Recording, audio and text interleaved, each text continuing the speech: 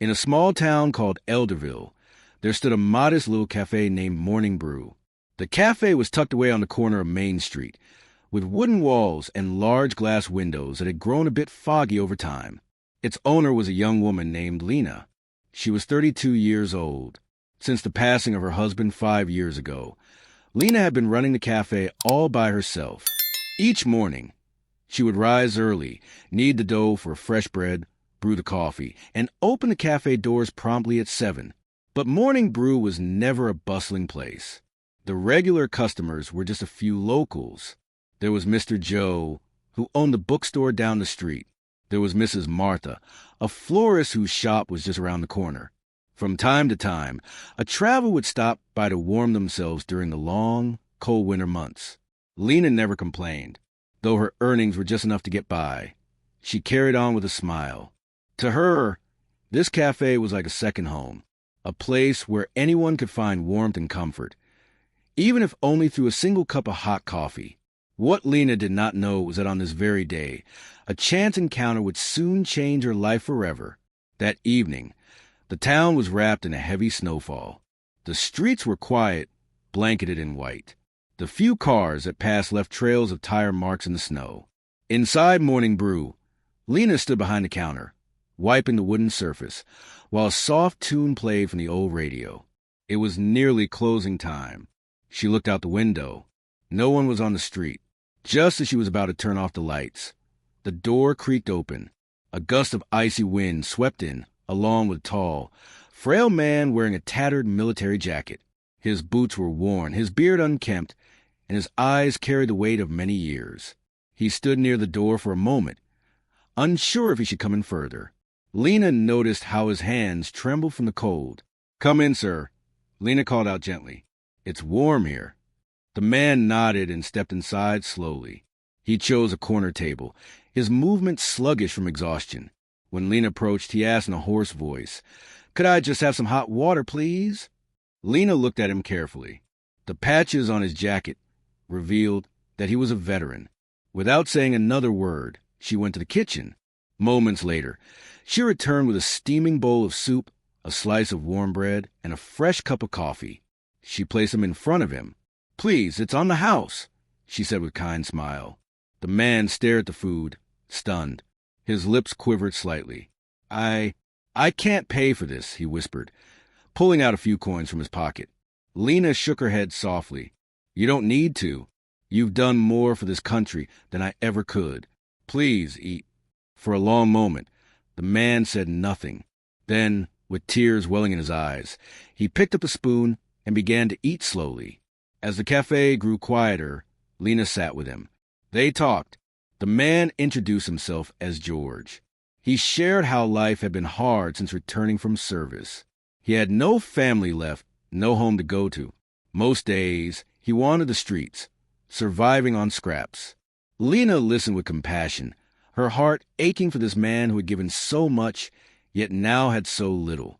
When George finished his meal, he stood up with great effort. Looking at Lena with gratitude, he said softly, "Thank you, miss. I won't forget this kindness." With that, he put on his worn coat and disappeared into the snowy night. The night grew colder. After George left, Lena locked the cafe door and stood for a while by the window, watching the snow fall. Her mind lingered on their conversation. George's words echoed in her thoughts. The hardships he had faced, the loneliness of wandering the streets without family or support. She wondered how many others like him were out there, unseen by most, trying to survive in silence. She thought of her own struggles. Life had not been easy for her either, especially after losing her husband. But she still had a roof over her head. She still had this little cafe. Compared to George, she was fortunate. That simple act of offering a meal felt small, yet it clearly meant so much to him. As she turned off the lights and prepared to go upstairs to her small apartment above the cafe, she whispered to herself, "If I can help, even a little, then it's worth it." The clock struck midnight. Outside, the snowstorm had eased, leaving the town wrapped in a thick, quiet blanket of white. Upstairs, Lena sat by her window with a cup of tea. The image of George's grateful face would not leave her mind. A part of her hoped he had found a safe place to rest for the night. With that thought, she finally drifted off to sleep, unaware that her life was about to take an unexpected turn the very next morning. The next morning, Lena awoke to the soft glow of sunlight filtering through her curtains. The snowstorm had passed, leaving the town sparkling under a clear blue sky. She dressed warmly and went downstairs to open a cafe. The usual routine followed. She brewed a fresh pot of coffee, baked a batch of muffins, and wiped the counters clean. The street outside was still quiet. The townsfolk were likely taking their time, waiting for the roads to clear. Lena glanced at the clock. It was just past 8. She did not expect many customers that morning. After all, the snow was still thick, and only a few brave souls would venture out this early. Still, she turned the sign on the door to open and propped it ajar to let in some fresh air. The crisp winter breeze filled the room. She settled behind the counter, a book in hand. The warmth of the cafe and the aroma of fresh coffee created a cozy space. It seemed like it would be another quiet day. But then, around 9 o'clock, something unusual happened. A faint, rhythmic sound began to rise from the distance. It was steady, almost like a drum beat. Lena paused, listening closely. The sound grew louder, clearer. It was not music. It was the sound of boots marching. She stood up and walked to the window. At first, she saw nothing. But then, down the main road, shadows began to appear. One by one, figures emerged through the snowy haze. Lena's heart began to race. Who were they? She pressed closer to the glass, her breath fogging the window. More and more figures came into view, all wearing military uniforms. A line of soldiers. No, not just a line. Dozens of them. And they were heading straight toward her cafe. Lena's pulse quickened. She wiped the window with her sleeve to get a clearer look. The street, once empty, was now filling with soldiers in crisp uniforms. They marched in unison, their boots crunching against the snow-covered pavement. She counted quickly. There were more than a few dozen. The line kept growing. Columns of soldiers, row after row, approached steadily. A few townsfolk began to step outside their homes and shops, drawn by the unusual sight. They stood on the sidewalks, watching in silence. Lena felt her throat tighten. Why were they coming here? Was something wrong? Had there been an emergency? Her mind raced with questions, but no answers came. As the front ranks drew closer, Lena could now see their faces. The soldiers looked focused and solemn. Many were young, but among them were older men with decorated uniforms, badges, and medals glinting in the morning sun. At the very front of the formation, one figure stood out, a tall man, moving with purpose, dressed in a formal veteran's uniform. It was George. His posture was straight, his gaze determined, and beside him walked a high-ranking officer, a general with silver stars on his shoulders. Lena gasped softly. Her heart pounded harder. What was happening? Why were they here, in front of her small cafe? The sound of marching stopped. 300 soldiers now stood in perfect formation, lined up in front of Morning Brew. The entire street had fallen silent. Townspeople gathered along the sidewalks, whispering to one another in disbelief. Some had begun filming the scene with their phones. Lena stood frozen behind the cafe window, her heart racing. She had never seen anything like this. Then, the front row of soldiers parted, creating a path. George stepped forward, accompanied by the general. They moved with calm, deliberate steps, stopping right in front of the cafe door. For a moment, they stood there in the cold morning air. Then the general turned toward the soldiers and gave a sharp command.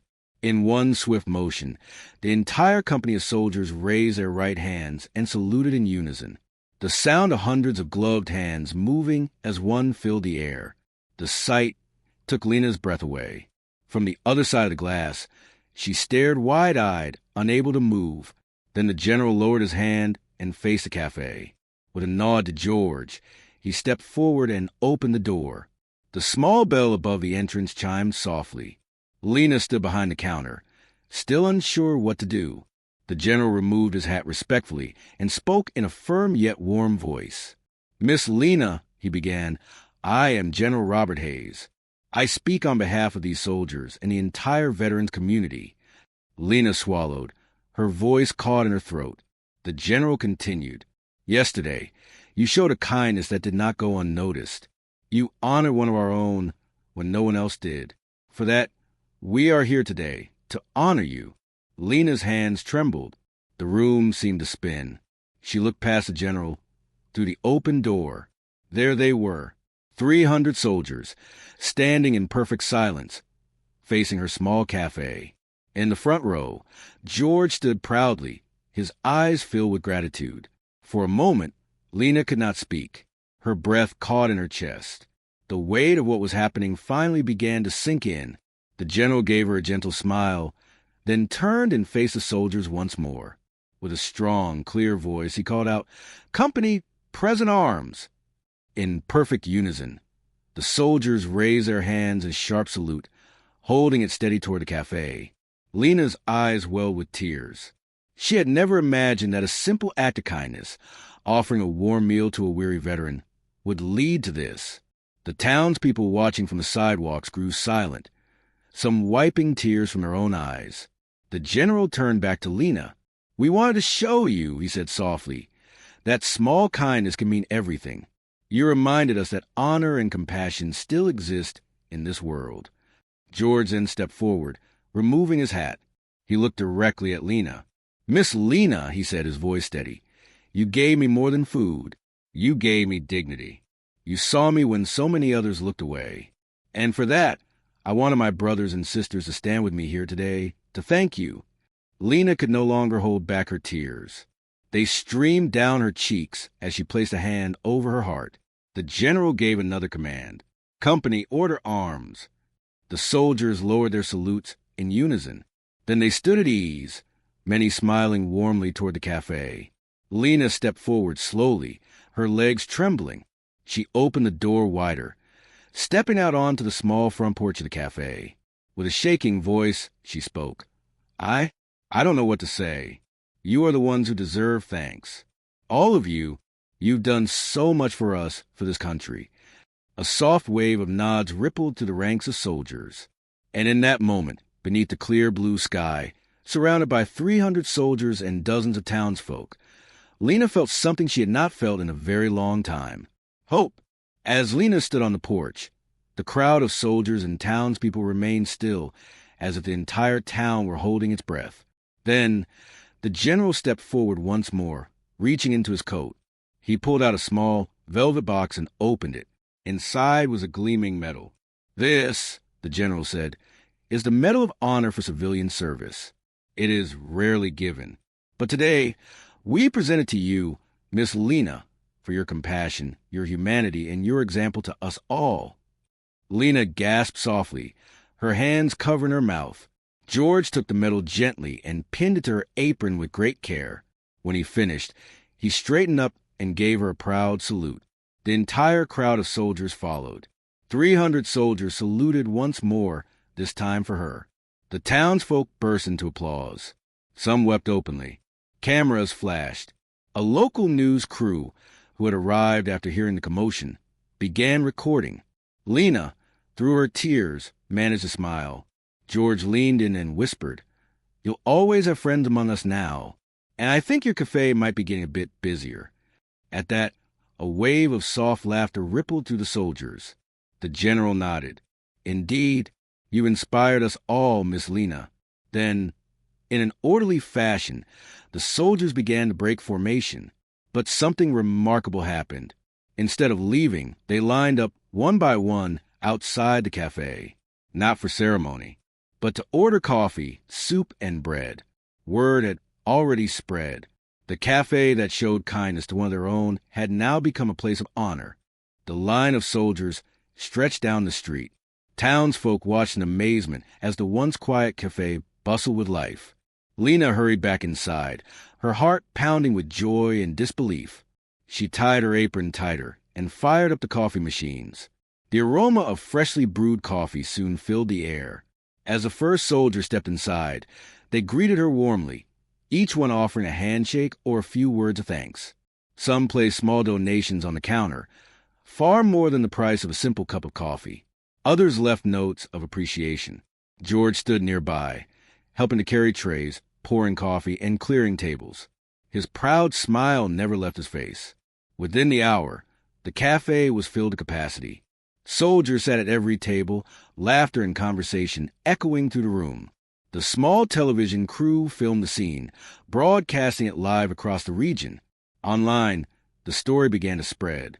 Cafe owner honored by soldiers for act of kindness. Small-town hero inspires thousands. By afternoon, messages and orders began flooding in from across the country. Veteran groups sent words of thanks. People called to ask how they could support the cafe. By evening, there was a line of customers still waiting outside, long after the usual closing time. Lena, though exhausted, felt more alive than she had in years. She looked around her small cafe, now alive with warmth and community, a place of hope, a place of belonging, and it had all started with one simple meal. The days that followed were unlike anything Lena had ever imagined. Morning Brew was now known far beyond the little town of Elderville. Visitors came from neighboring cities, some driving for hours just to have a cup of coffee, and to meet the woman whose kindness had touched so many hearts. Veterans from all branches of the military began to gather there regularly. Some came in groups, others alone, seeking the comfort of a place where they were seen, respected, and welcomed. Lena made sure that no veteran ever paid for their meal. A sign was placed near the door, hand-painted with care. Veterans eat free. Your service is honored here. One quiet afternoon, as the cafe hummed with soft conversation, George returned with a small gift in hand. He placed it gently on the wall above the counter. It was a polished wooden plaque, engraved with simple words. A small act of kindness can echo through the lives of many. Lena ran her fingers across the smooth surface, her heart full.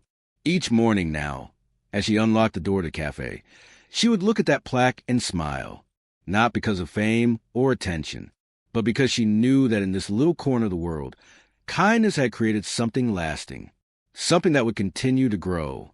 And no matter how many soldiers came through those doors, no matter how far the story traveled, she would always remember the night it all began, with one bowl of soup, one act of compassion, and a simple belief that no one should be forgotten.